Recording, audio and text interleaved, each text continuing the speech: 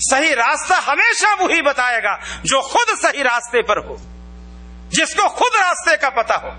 آج محمد رسول اللہ صلی اللہ علیہ وسلم سے راستہ پوچھنے کی شرط ہمارے اسٹیجوں پر اس لیے لگائی جاتی ہے کہ قرآن مجید یہ گواہی دیتا ہے، یاسین والقرآن الحکیم انک لمن المرسلین علی صراط مستقیم۔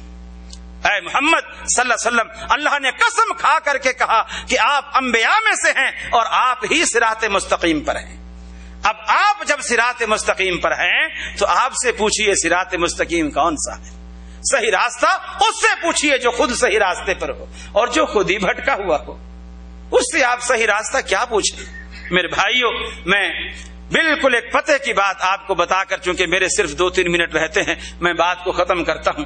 ہم آخرت کی فکر میں لگے ہوئے ہیں اور آخرت کی تیاری بھی ہم چاہتے ہیں۔ ہر بندہ جس بھی مکتبہ فکر کا ہے، چاہے وہ یہاں ہاتھ باندھتا ہے، یہاں باندھتا ہے، چھوڑتا ہے، اس کا مقصد یہی ہے کہ میری آخرت سنور جائے۔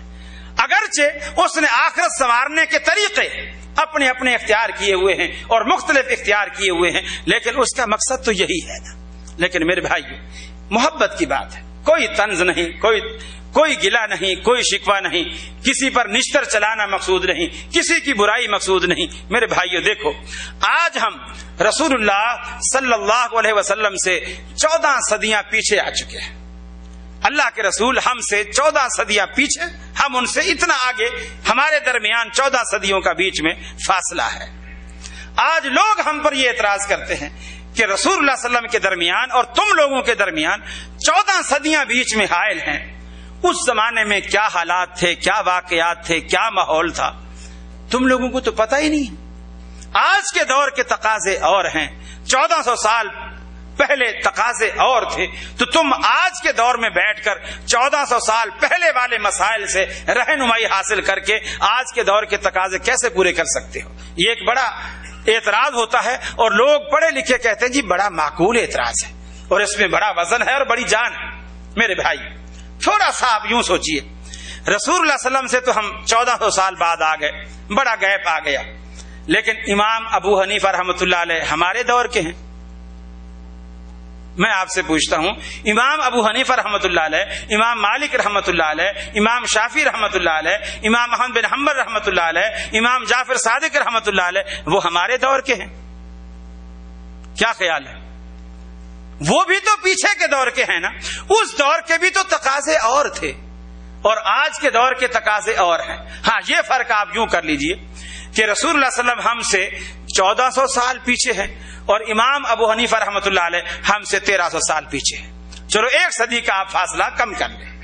وہ 1 صدی کا فاصلہ جب آپ کم کرتے ہیں تو میرے بھائیو، ہم ابو حنیفہ رحمۃ اللہ علیہ سے مسئلہ لینے کے لیے 13 صدیوں کا سفر کرتے ہیں۔ 13 صدیوں کا، 13 صدیاں ہم پیچھے جاتے ہیں امام صاحب سے مسئلہ عرض کرنے کے لیے، ہمیں 13 صدیوں کا سفر کرنا پڑتا ہے۔ اور جب آپ کوفے تک پہنچ گئے تو باقی کوفے سے مدینے تک پہنچنے کا اب فاصلہ کتنا رہ گیا؟ 1 صدی کا۔ میرے بھائیوں، لوگ عمرہ پر آتے ہیں، حج پر آتے ہیں، حالانکہ عمرہ اور حج دونوں چیزیں مکہ میں ہو جاتی ہیں، دونوں چیزیں مکہ میں ہو جاتی ہیں، لیکن جب ہم مکے میں آتے ہیں پھر ہم یہ سوچتے ہیں یار مکے تک تو آئے ہی کھڑے ہیں، چلو مدینے سے بھی ہوتے جائیں۔ اس لیے کہ اب فاصلہ کم ہو گیا ہے، اب فاصلہ کم ہو گیا ہے۔ جب ہم کوفے تک گئے کھڑے ہیں تو اب باقی 1 صدی رہ گئی ہے رسول اللہ صلی اللہ علیہ وسلم تک پہنچنے کے لیے۔